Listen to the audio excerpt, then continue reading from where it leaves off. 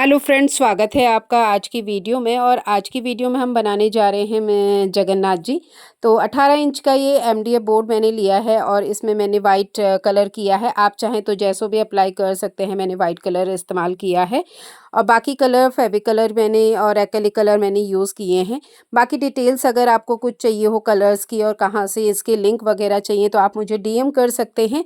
और full watch कीजिएगा वीडियो को और बताइएगा कमेंट करके कि आपको ये आर्ट वर्क कैसा लगा। मेरे चैनल पे नए हैं, मेरे चैनल को सब्सक्राइब करना ना भूलें, जिससे कि आगे भी इसी तरीके की वीडियो आपको देखने को मिले। तो बने रहिए इस वीडियो में।